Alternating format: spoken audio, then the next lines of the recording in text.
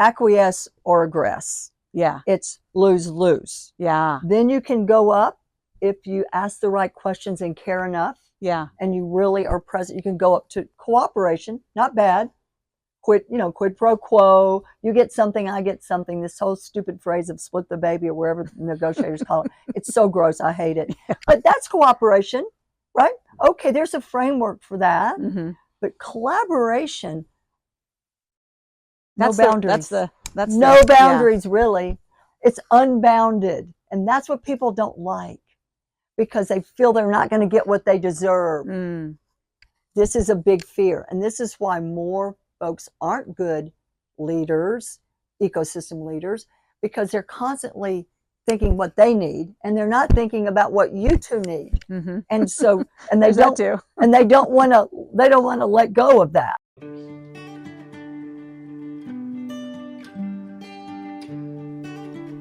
We believe that anyone, anywhere can make startups. After spending more than a decade building our own company, we've learned a ton. We've mentored founders and built startup communities. We've helped craft government policies, and we've also invested in businesses. Some that succeeded and some that didn't. We've helped thousands of startup founders, funders, and facilitators. We're inspired by their dreams and determination. Our goal is to travel across America and meet as many as we can, tell their story, and share their lessons. We're on a mission to help you succeed, to show you that you aren't crazy, you aren't alone, you really can do this. We're here to make startups together. Okay, my name is Wendy Lea, and I serve in two roles in our wonderful state of Colorado. One is I am a co-founder and chair of Energize Colorado, which serves Colorado's smallest businesses, deploys capital and technical assistance for Colorado's smallest businesses around the state. Second thing I do is I run an organization called TechHubNow, which is pulled together to help our state pursue the EDA grant, which is $1 billion over 5 years. And three of us came together to do that. It too is a public-private partnership. And our main aspiration is to ensure our state understands the federal landscape of grants and does our work to pursue them if indeed we have the qualifications to do that. Those are my jobs right now. Which Wendy do we? I know. There's many faces of me. Well, the Wendy's in terms of organizations I represent, Mm-hmm. I mean, I still serve on 9 boards, so that's a whole body of work. So being a general board member is not probably the right thing because I do so many of them, mainly around community stuff, ecosystem. I've tried to get out of the ones that aren't in that lane of traffic, innovation or entrepreneurship, which has been hard, but I'm doing that. So really the two things I do here, if we're talking about Colorado, is I do Energize Colorado a lot. Mm-hmm. I still do. I'm the chair. I'm a co-founder. We have a new CEO. I was with Hickenlooper Friday morning working on CDFI stuff with Energize, facilitating a meeting of CDFIs. That's great. Which is really important work for our state because we don't have enough CDFIs, and Energize wants to be one, and so we're working on that. So that's very relevant. I know Hick because of the Elevate Quantum stuff and because he's a senator. So Energize Colorado, founder chair, really important. And then the other thing that I've spent 2.5 years on is this Tech Hub. Okay. Every day, all day, as a volunteer. So that's a big commitment to build a very specific ecosystem around advanced technologies through this Chips and Science opportunity. I only learned that because of NACIE. Yeah. And I came back to set that up with the governor and the Office of Economic Development because I felt like we should be pursuing it. Mm-hmm. So both of those now, when I'm out in Colorado or in Ohio, because I go there a lot, I work with Ohio State, I still work with Cincinnati, but when I'm out and about, those are the two things. And that's why I ask about what kind of entrepreneurship. Yes. Because if I'm in one room, like I was Friday with Hick, it was very small businesses, 9 employees or less, which is how we met. Right. If I'm in the other rooms, like I will be all day Monday, it will be around very sophisticated technologies that are focused on national security and economic security. Both of these entities are grounded in ecosystem work. Right. No, I'm glad that you put it in that perspective. We were having a conversation with Mark Lawrence from Startup Champions Network recently, and one of the things that we were talking about is whether there should be an actual distinction between an innovation ecosystem and an entrepreneurship ecosystem, and that I think we were coming to the conclusion that there's a tremendous overlap, but there's a little bit of difference. And I'm wondering, what do you see are the fundamental differences when you're trying to cultivate, say, the high growth, high tech entrepreneur ecosystem and the CDFI focused, small Well, business? the concept of an ecosystem is the definition and concept meets both needs, right? I think the precision I've learned and observed and learned and try to orient around is entrepreneurs are innovators, and large companies can be too, right? Depending on what kind of technology you're talking about, right? So I think in this new world I'm in of advanced technologies, there is a lot of, it's science-based technology. Ergo, there is a very distinct angle around innovation because it's research based innovation and fingers and toes crossed entrepreneurship. Not all scientists want to be entrepreneurs, right? Which is a problem our country. Well, we have a lot of challenges around science-based technology, but that's one of the problems is just finding entrepreneurs that want to invest energy, time to build a business around something like quantum, which is really quite hard, or any deep tech. So, I think they do go together. Certainly in Cincinnati, it was peanut butter and jelly, like very close, because the large companies wanted innovation for themselves, and they knew the path to get to that was outside of them. Yeah, yeah. So that's a very important. So remember, that was the first P3 I've ever run, and that was not that long ago. And so I learned from that experience the distinct role of innovation and entrepreneurship. Corporations do not typically have entrepreneurs inside. They can be entrepreneurial to drive innovation around all kinds of things, from front end to back end to processes, et cetera. But it's very different. But they want and need startup communities, using your terms, to experiment and innovate and grow talent and bring to them something they may not find on their own, right? Because what their corporation typically would do is, not all of them, but many, at least the ones I worked with in Ohio, is they would buy from, not vendors, but they would have partnerships with pretty traditional tech companies. Yeah.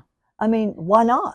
Because they get good deals and they pass all the security regs, inside the company in terms of digital security and cybersecurity. So it was just easier. But that doesn't mean they were always getting an innovative solution for a problem that they were beginning to recognize or had recognized. That's where the startup community filled a lot of gaps in Cincinnati. It's different here. We don't have as many large corporates, headquartered here. We have big companies, but not that many large corporates. We had 150, and 20 of them were on my board. They were my bosses. And so they were a stakeholder as important as entrepreneurs to me, right? Because they funded the whole bloody effort. Right. So, but now that was like my first phase of learning. My second phase of learning really came through all my Techstars work. Corporations drove a lot of Techstars growth because they looked for innovation, right? And we brought startups to them. So that was similar. That kind of reinforced what I was learning or did learn in Cincinnati. And now, though, that I'm involved with NACIE and Department of Commerce and EDA on this Tech Hub thing, I mean, it's really punctuated the difference in innovation and entrepreneurship. Yeah. Because we had 10 technologies we could choose from. They were all science-based. They all start with basic research, funded many times by NSF. And then you have to get it off the bench, right? That basic research into the wild. That continuum was really hard. Yeah. So I see all that as research to innovation, not entrepreneurship. I need more entrepreneurship at the end so we can build those businesses and solve those big, hairy problems of national security and economic security. But it's not entrepreneurship over here. It's truly research, basic research, use-inspired research, hopefully, because that means there could be customers for that research, customers for those companies. Right. But so I'm kind of in my third act around this, to be honest. Are there? I don't think in terms of general tech and general entrepreneurship. Right. In You have other this words, other. I'm pretty specific Yeah. with some crossover and leverage. Yeah, I Yeah. see that. I think one thing that I see in a lot of ecosystems, well, we'll take, SBIR and STTR. Those are like Yeah. classic cases where people are thinking, okay, this is a good chance to engage the entrepreneur community into doing some particular things that are more research oriented. But I often see that there's an inertia gap that has to be overcome there. And do you have some examples of kind of how that gap has been, how that inertia has been broken? Inertia, tell me more, like for the entrepreneur or for the company, or explain more what you mean by the inertia gap. Yeah. I mean, I know what inertia means, but Well, that they just stall out and they can't go to the next phase? Yeah, well, a lot of times when a university system or a national lab has IP that they're trying to get out into the community, trying to find entrepreneurs that can actually run with it is Yep. the hardest part. For of the sure. equation. Yep, I agree with that. And so really trying to provide any sort of learnings that can help all of these research institutions across Yeah, the all the country. R1s. Yeah. Yeah, all the R1s. And frankly, even the R2s that are hoping that they can make Yeah, it. right on. Yeah, for sure, Yeah. sure. Well, you have outlined my current work, right? I mean, we see it in the ecosystem in Augusta, Georgia, because we're right near Savannah River site, which is a research institute, and so the things that Eric's alluding to is like working with South Carolina in general, like they want to elevate that role, Mhm. and yet it's some of it is part of the culture, kind of like what you said. That's right. Are people moving there? Are they raising their families there? Are they going to school there? Are they attracting the talent? And they did like 40 years ago. I mean, that was, at the dawn of everything there. And so now it's like recreating this new kind of, like you said, third act ecosystem. Yeah. And what does that look like? Yeah. And because where Augusta is, it's literally like across the street. Like South Carolina is like right there. Yep. You see what I mean? And so then you have those little state divides, like Kentucky and Ohio. they're frenemies, yeah, right? Yeah. They want to work together, maybe they don't. The state money can't, but the federal money can. Mm-hmm. And so, yes, in your thoughts, Well, I mean, do you it's think? interesting because if you let's go on campus. We could go to CU Boulder. We could go to Mines. We could go to CSU. Mm-hmm. We could go to New Mexico. Remember, we partner with New Mexico, so we could go there. And all the national labs. We have 33 in Colorado. That's a lot, 33. And many of them are, not all, but many are DOC or DOE, because we have NREL, we have NIST, the home of much of this quantum research. But so we're surrounded by the capacity to research and to do basic research. That we're deep in that. It's amazing. That's why we have as many Nobel Prizes as we have. Like, this is why we have all that. It's because of the partnership between NIST and CU Boulder. It's called JILA. It's been here since the 60s. Yeah. Right? Yeah. A lot has come from that. Not just Nobel Prize winners, right. but lots of new businesses. Many of the quantum businesses came off that campus. Longpath is an example. Vescent as an example. Inflection is an example. Those are all quantum businesses in market shipping products to solve real problems. Yeah. From atomic clocks to sensors. But so the challenge, so we have to have a lot more of them, Mm-hmm. to your point, to meet or exceed the expectations of our Tech Hub grant Yeah. over time. And so the good news is that there are already entities inside research and innovation on the campus that have been grooming Mm-hmm. the PhD scientists to think through a business trajectory out of their basic research. An example at CU is called CU Partners. It's run by a guy named Bryn Reese. He's amazing, and he has, configured a bunch of grants Mm-hmm. from NSF to EDA, all the rest, to provide services like you provide, like any startup Okay. organization provides, to Yeah. help founders build products, build teams, find customers, get capital. So they start that early, Mm-hmm. and that's awesome. Mm-hmm. They started early. Bryn, CU Partners, his organization. There are other organizations on campus.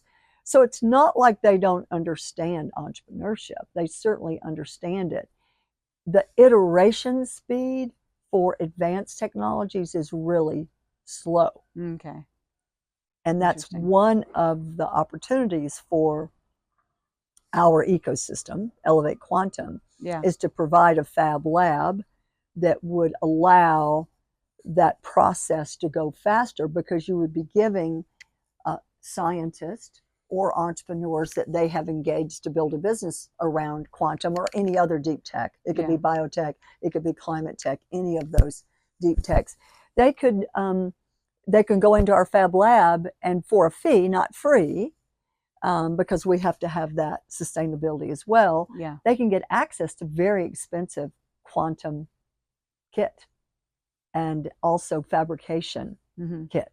So that's a centerpiece for us, because then it gives entrepreneurs and or PhDs, those teams, places to go to speed it all up. Right. Because it gets stuck, as we know, all this stuff does, but especially deep tech, because it takes a lot of smarts, it takes a lot of iteration, it takes a lot of customer development, it takes a lot of capital, a lot more than general tech. Right. So when you look down, this is kind of a fun thing for you guys to do.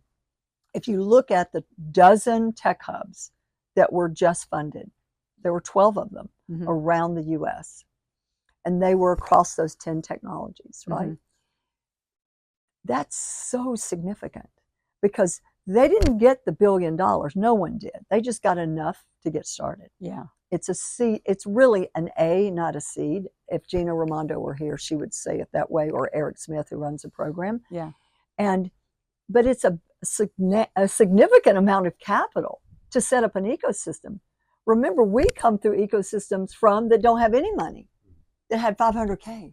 Yeah. And we go, yay, we'll have a meetup, or we'll have a coffee thing, or we'll have a challenge, which is very important. But think about that. Yeah. Now the federal government and the state matching it has decided we need a lot more of this type of business that solves big, hairy problems like our national security. Again, and we have to compete more effectively against China, because we have really given up the goose to them, which is not awesome. So it's amazing if you think about that investment, and back to communities and tech hubs, or ecosystems rather. Yeah. Right. I mean, a whole new breed will be born, because this has real money associated with it. Right. It's a P3, and you couldn't bring down that grant unless you really had your act together with data and a very sophisticated strategy. And our co-founders of Elevate Quantum had that. I was just helping. Right. I brought BCG and McKinsey and Walton Family to the table to support the effort, pro bono, which was really helpful. But the two guys that have those chops, science-based technology chops, they're the ones that came up with the strategy. We just helped deliver the goods so we could win. Yeah. And just for anyone who's watching this, Elevate Quantum is geo-based, right? And that's where? It's New Mexico and Colorado and Wyoming. So it is, and that was a requirement. Mm-hmm. And when it comes to the MSA in Colorado, it is Denver, Boulder, with some hubs out to rural. Yeah, and I was asking that because but not all of them have to be regional. Right. They can be wherever they. Right. There's and that's part of the, that's part well, of the it's place based. Yeah. So yeah. that is a central term. Well, I think I'm trying to sort of work my way a little bit into the venture capital discussion that I think is so critical to support this type of effort. And one of the things that has really kept me up since I did the basic math on it, there's 5 million founders, right, in America that start a business every year. And if you look at the data, I think it says that 0.5% get venture capital. So that means 25,000 businesses get venture capital. And so then if you do the math, that works out to an average of 10 million in funding per business that goes through. And I look at a lot of states that have a couple $100 million of total investment, and you think to yourself, so that's like 20 founders. And Colorado, to me, has been an example of a state that has also, going back to my other term, broken inertia to a certain degree, because now I think it's closer to $2.5 billion in funding for startups here in this. And it's taken many decades. Yeah. Right. So say that to your other states. Yeah. There is hope. Yeah. But what I think about mainly, Eric, is I think about setting conditions. Capital is one aspect of the condition setting that has to be true. But it's not all the responsibility of a VC, right? I mean, No, that's of just course not. That's There's all kinds of fools. players. They're probably there because of a lot of other factors. No, that's right. That's right. And I respect them, and it's awesome. But the conditions that would allow the founders you're talking about to gain access to a capital stack over time are pretty complex. I mean, they go back to certain entrepreneurs, underserved BIPOC entrepreneurs. They can get capital from CDFIs. A lot of tech entrepreneurs don't even know that, right? We, Colorado, through Access Mode, Zanetta Kelsey, we have learned that. And we have brought CDFIs to her cohorts, which is amazing. CEF being an example. Colorado Enterprise Fund was with Seal and her team on Friday. And so that's a very specific role for a small business as well as for a technology startup, as we would refer to them. So the capital stack, I think, is shifting, meaning I think it's broadening.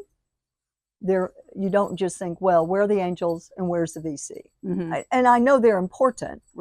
Ultimately, for growth, they're important. But there are lots of different ways to get there, including optimizing for profitability.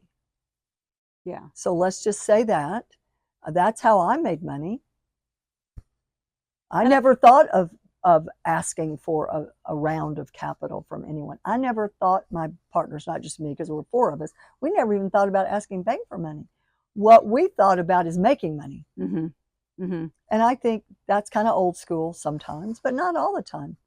Making money is a real thing. You just have to understand unit economics. You have to understand your value proposition, who your customers are, et cetera. It's kind of boring and basic, really. But VCs like that too. I think the last 20 years has tricked everybody into thinking that there's some sort of different magical model out there. And the way I've tried to explain it is that if you're building what I call a technology leveraging company that allows you to take advantage of technology so that you can reach more people, so that you can have better logistics, that's most of what companies are doing. They should focus on revenue first. If you're focusing on disruptive technology at the core, like quantum, yeah, exactly, you're going to need a tremendous or like cyber or AI. Yeah, then it could be different, or even advanced materials, or climate tech. Yeah, I agree. But I think enabling versus disruptive, for sure. But even go back to the science-based technologies, which is through Chips and Science is such a big deal right now across the country. Those kind of businesses can go a long way on grants. Mm-hmm. My most favorite kind of things, non-dilutive. But right? It's interesting that you say that, because I know even in the work that we do, crisscrossing the state, and when you talk about, what role does our government play Mm-hmm. in moving money?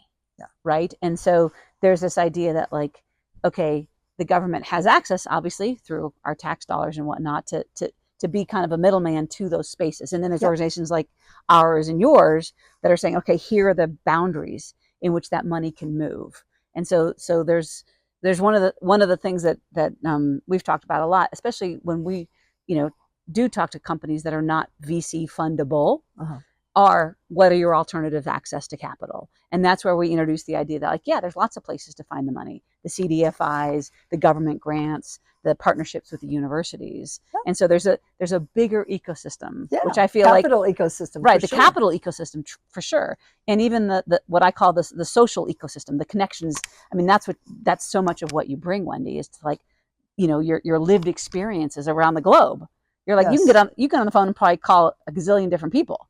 I right? can try. You can try. Okay, you can try. They don't always answer. Okay, but that's where I think, again, our entrepreneurs, like, they don't know what they don't know. I know, and I want them to know more about it. Right. That's kind of my right. My sweet spot right now. Yeah. Because I remember when I didn't know about it. Yeah.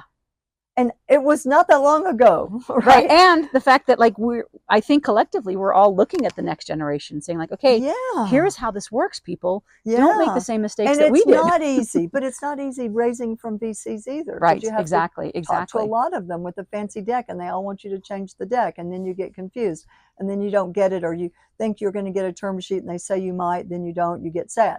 So no matter what, right. I think what we know for sure is that if you have an idea that's worthy of your time and my time, a business idea, then you need to include in your thinking of building that business the sources of capital early, right? Don't wait, until you're out on the edge and you don't have any money and you can't. I mean, that's part of the planning, right? Is it investable by VCs? Should I get a loan from a CDFI? Or how long will friends and family take me? All of these are options, strategic options for funding an enterprise that our country needs. Right. Because they love small businesses, they love technology businesses, and they love science-based businesses.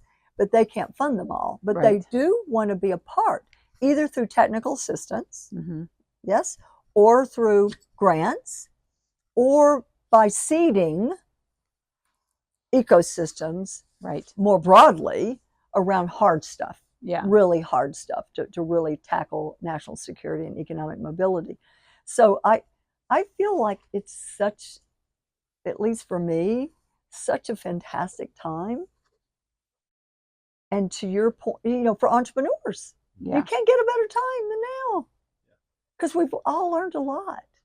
And we have this movement off the coast. It's not, you don't have, you can be cool and be from Kentucky or South Carolina or Georgia. You can, you don't have to have lived in Silicon Valley or be in New York to be cool. I mean, you can be anywhere, have an idea, have a plan, build connectivity to implement your plan, and find your people. That's what ecosystems are about. It's finding your people. Yeah. I never knew ecosystems around advanced technologies ever, and now I do. And they're everywhere. And I love that.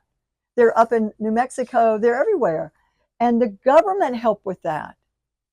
And now we go to DC and we convene and we talk about innovative capital, not just VCs, like project capital, because when it comes to energy businesses, you need project capital. That's a different kind of capital, right?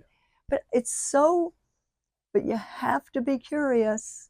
I mean, you two know that very much. You have to be curious about this. You can't get so caught up in just the product that you don't think about the whole of building a business. A lot of people do that and Yeah. screw it up, and then they get mad Mhm. because someone won't fund them because they don't have a team. They don't really don't have a go-to-market idea. Forget a plan, just an idea. They just have a thing. Mhm. I got my widget. I'm proud of it. I'm smart. I have it, and it's got a big market size. Well, all that's good, but to mitigate risk Yeah. of those that are supporting you, you need to have kind of the other pieces. Yeah, Right. It's an interesting sense that I find sometimes of entitlement towards capital, and It is a bit. I think that's right. I think not so much in Colorado, but for sure in California. yeah, Because there's so much, Mhm. and there's so many ways to these VCs. And they say, well, you can't cold call them. Well, okay, don't cold call them. But there are 100 people they can get you to someone. Yeah. And you start there, and then they pull you around. I think that's right. I think, though, business building, which is my art. So I'm not an artist. I'm not into arts and culture and all that, although I'm very involved with Sundance right now, which is very exciting for me and for Boulder. But business is my art. And I think the fact that it is so creative, Mhm. and you're not ever completely sure how it's going to go. You know what I mean? You think you know, and you read all the blogs and you get all the stuff, and you get with smart people like Brad, or with Mark Andreessen or whomever, and you think, okay, I got it. I got the cookie cutter, but it's art Yeah. because Yeah. you don't really know, and that's why iteration speed is so important. That's why resilience is so important.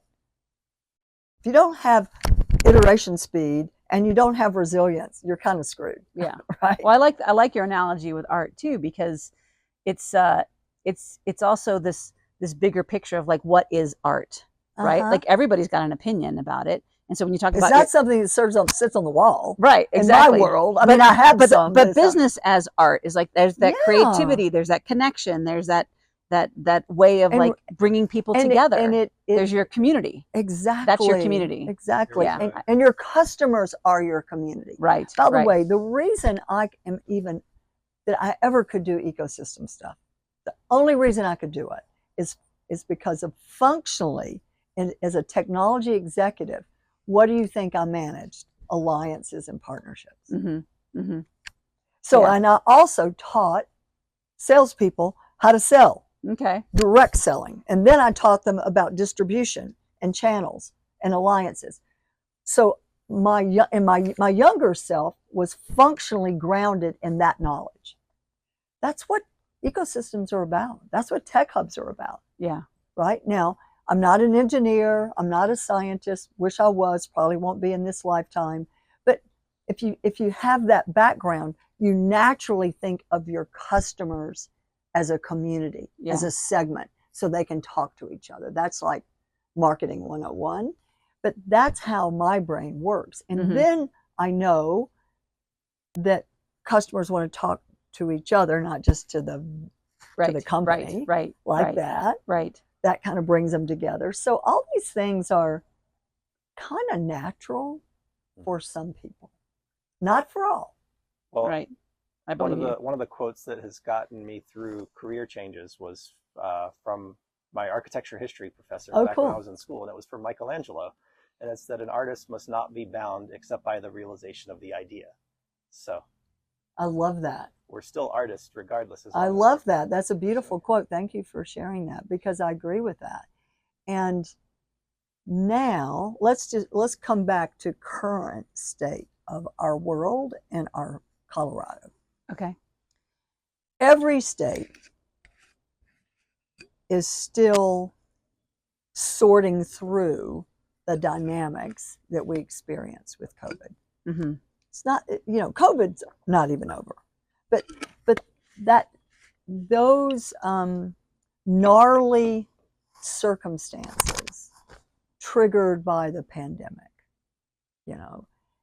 I mean, Energize Colorado it was birthed. it was just At the such a thing, Right. that Exactly. you had to have a lot of people like you guys, like Energize, like many other organizations, Yeah. Yeah. really lean into new ways to ensure entrepreneurs of all types could stay steady, right? And many of us led with CARES Act money, Mm-hmm. just enough to be dangerous. 15K grant, can't do much with that, kind of the point, but also the challenge. Because if you don't know when you're going to reopen, you don't know where your talent's going to be. If you all these don't knows, Right. it's crazy town, unless you just want to figure it out over time. Just figure it out, because figure it out meaning take an idea and play around with it and iterate it and see who else can help build community around projects and ideas. Energize Colorado, I will tell you guys, for me, was the most amazing experience of all. Like none I'd ever had. That's Building awesome. businesses, making money, blah, blah, all that.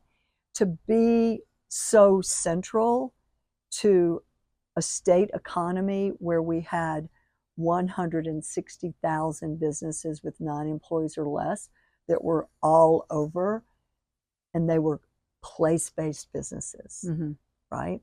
They were not necessarily global businesses. Like some of them didn't even have a website. Right. Right. But they were home for people in their community. People wanted them to stay open and be open, right? Not just restaurants, not just coffee shops, lots of different businesses. So it really blew me away. And I was stuck right here in my home. I was on Zoom all day long. We had up to 500 volunteers at one time. I was a volunteer. We didn't think about raising money for our nonprofit. We could have cared less. We had folks to help that helped a lot, like Brad Feld, like Kent Theory, like many others, many community foundations. But they weren't giving us money. They were giving us money to grant. Right. And we'd never done that before, ever. I mean, I didn't even know all these acronyms. But I bring that up because of your quote, right? There could be no boundaries other than the end. So I sat here kind of stressed, but also energized, no pun intended, about getting people to lean in. Existing entities, nonprofits, new ones, whomever, and getting aligned. Yeah. So we could deliver unique products and services now, not later. And then there was a kerfuffle about, well, you're duplicating effort. Oh, well, let's do that, because there's so much need. Let's duplicate enough. Let's sort out the duplication downstream, because right now we need to help people. So what I'm hearing from you, regardless of whether we're talking about quantum, regardless of whether we're talking about recovering from a pandemic and dealing with workforce, and we're talking about running your own business and connecting with your customers, that community's at the heart of all of it. Communities and relationships are at the heart of my world. And I had never been a community leader in my life, ever, until I moved to Ohio from San Francisco. I was there 10 years in San Francisco, investing capital as an angel, being on venture-backed boards and running startups. That's what I did. And I got a call at 60 years old to search for a P3 leader. And I moved to Cincinnati. I didn't know a soul there. I learned more in that 4 years than I had learned throughout my business life, because I learned about community. I learned about the role of all the nodes in an ecosystem, not just startups. Now, they were my main customer, of course, because they had the goods. Right. But they needed a lot. They needed customers, they needed money, they needed talent. So in my brain, it was like I was on fire with the connections that we could configure programmatically to serve them. And I was blessed to have all these large companies all around that really wanted to get current. And were proud of their dirt. They loved their dirt. Yeah. They were very involved in economic development. They knew more about economic development than I ever did. All I knew about is business building. And then I understood about communities through, relationships that I did with my customers. So that was amazing. Energize Colorado, that time was amazing. And now the third stage or phase, or call it what you will, with Tech Hubs is amazing too.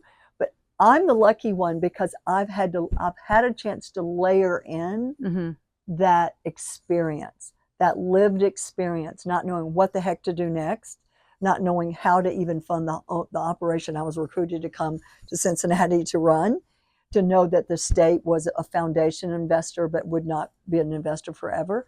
So, I just feel I just feel so honored to have learned all that. Mm-hmm. And then to be in Colorado, because we have three things that are amazing, right? Three things that are big and amazing. One, we've had several governors, Hickenlooper being one, Governor Polis being another, that really understood small business and tech business. Mm-hmm. Yay! So we will have had 4 administrations, 2 with each, with small business owner, Right, and with a tech guy, right. That's awesome. Yeah, So- not every state has. No. that So we combination. have that advantage. Right, And right. they're very different people, but they are business builders. They are innovators. They know things fail more than they succeed, but they just know that, and they still want to go forward. That's one thing. We're very lucky to have that. If you have that much time with 2 different people, and now we've got a senator, and in between that, Jared was Governor Polis was a congressman. Come on. So we're kind of known for that. The second thing we have leaders like Brad Feld and David Cohen and Dan Caruso and Kent Thiry. These are amazing folks, and they're very different, right?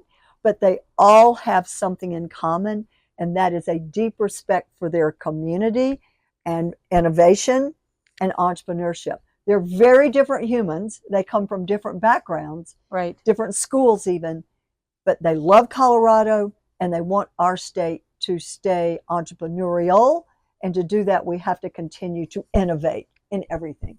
Like, that's awesome. So that group of private leaders, non-trivial. The other thing is our focus on workforce, which you guys have been a part of. Like, that's been a major, major focus of Governor Polis's. I mean, I think in our last legislative session, 5 or 6 different bills passed. Really? Oh, yeah, in one session. Yeah. So he optimized for that in his administration. OEdit has continued that.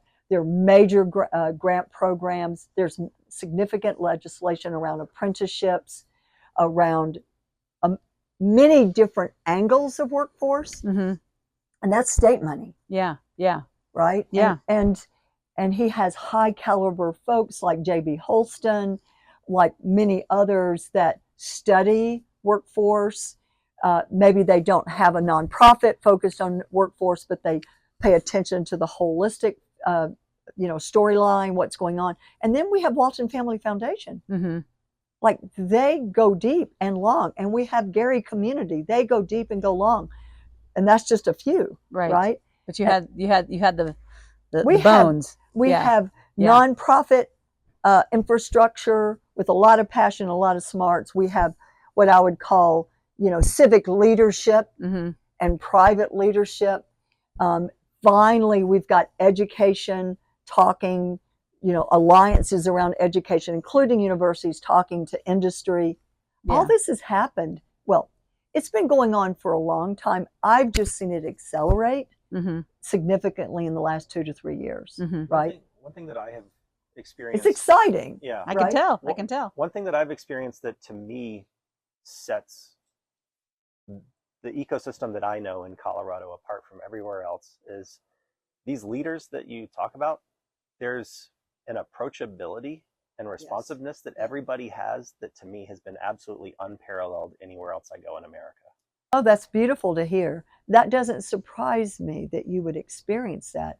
And that goes back to the very reason when Grace called, I said yes.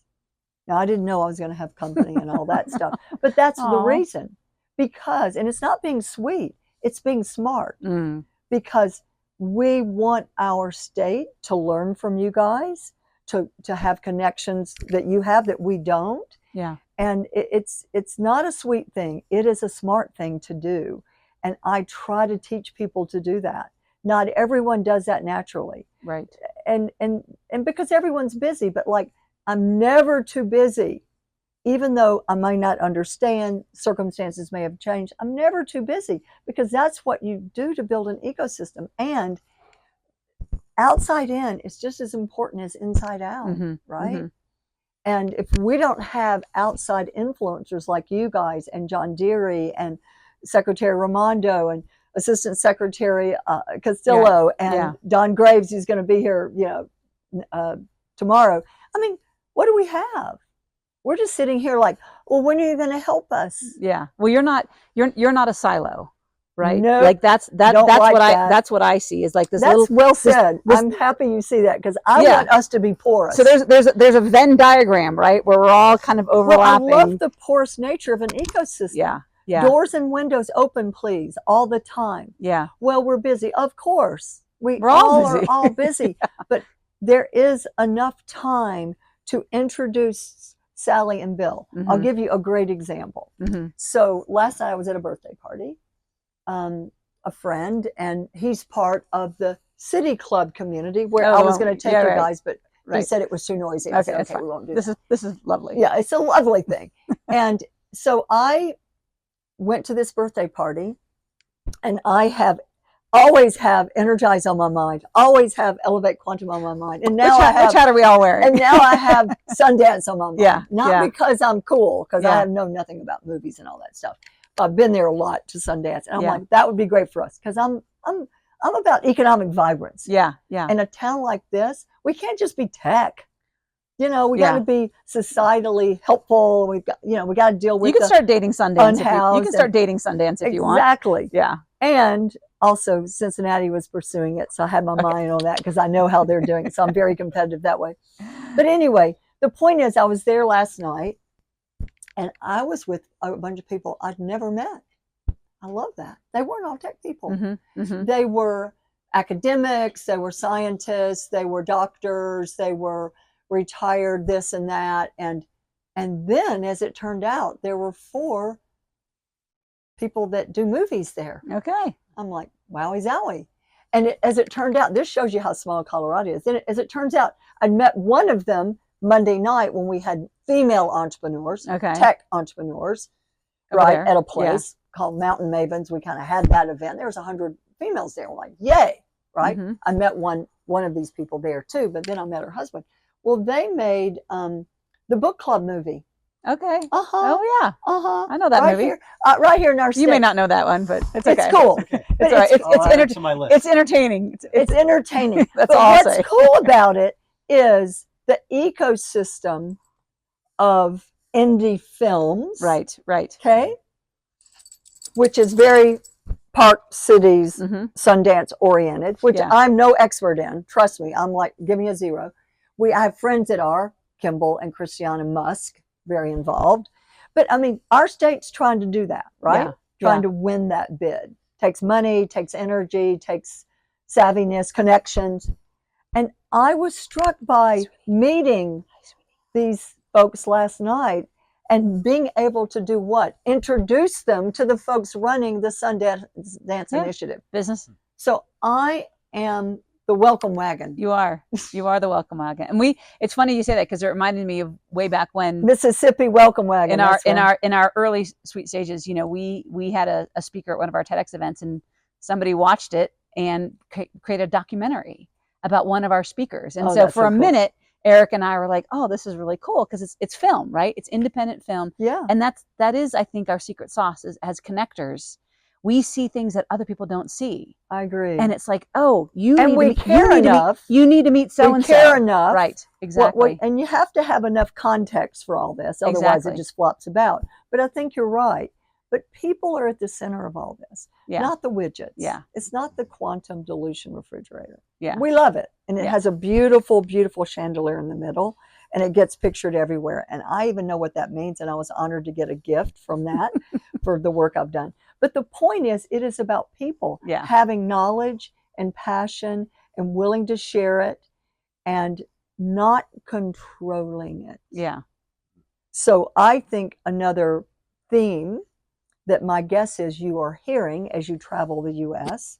doing these interviews is about real collaboration, not the use of the word, because Yeah. it's not that Yeah. clever and people don't even know what it means. But real collaboration suggests that you're not going to control everything, that you will build trust over time, that you will allow your influence, like Brad Feld has always done, and David Cohen, and Kent Thiry, and Dan Caruso, to travel. Yeah. Right?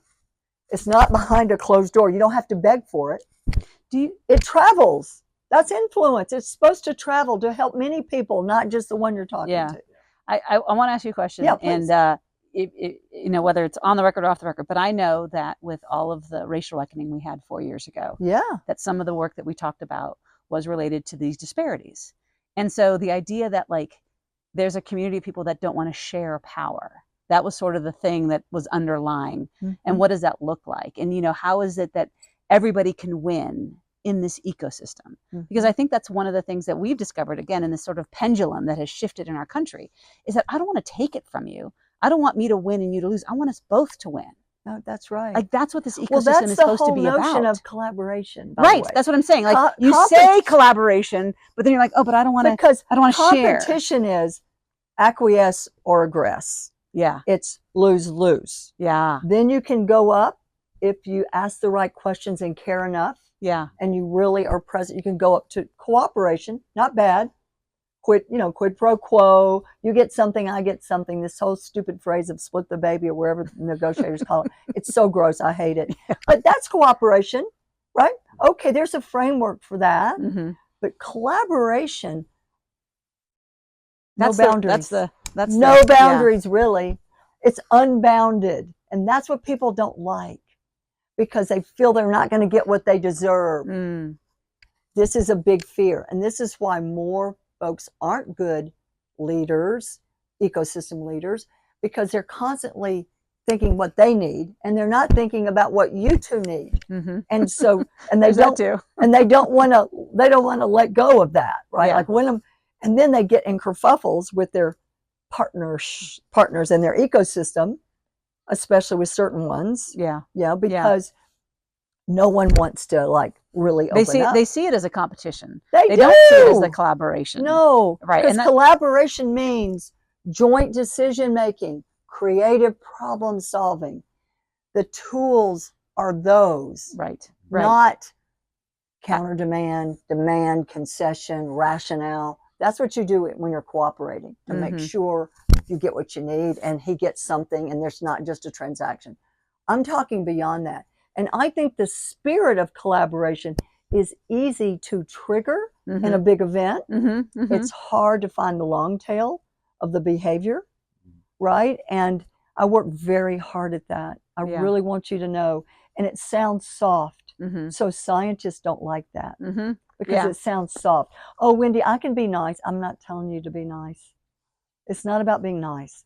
It's not about being sweet. It's about understanding and seeking understanding and making sure that you will not get everything you want on your timeline, nor will they, but that relationship will always be in the continuum if you express any concern about it, if you care about it. But most people don't. That's the sad part. There's not a lot of care right now, extra care to be afforded. But certainly in COVID time, think how much we cared. You know, there was extraordinary care, not just CARES Act, extraordinary care. So people, we felt vulnerable, all of us. We knew our communities felt that way. So we got to build a new muscle. My ecosystem muscle got stronger during COVID because I had to build an ecosystem over Zoom. I could not get out. I could not see people. I could not have people on my gorgeous patio or deck. No, I had to do it all over Zoom. And half the time I didn't even know what the hell I was doing because I was trying to figure it out as I went, right? So I had to build trust fast. I had to think about iteration speed. I had to think about, you know, the impact of all this downstream. And it gave me deep insights about how relationships can be built, can be strengthened without one-on-one. And I'd always been a one-on-one person. So it was really pretty powerful. And a lot of that is consistent communication, right? Not just showing up when you need something, but staying in touch over time, like having a stand up every Tuesday at 9 and not making people feel guilty if they couldn't come because they were all volunteers. So every time we had same time, only 30 minutes, screen filled, 3 screens full. And I thought, I'm my mother now because she was a Red Cross worker. I've built a Red Cross community on screens only because they wanted to help. Yeah. And they accepted my leadership, even though half of them didn't know who I was.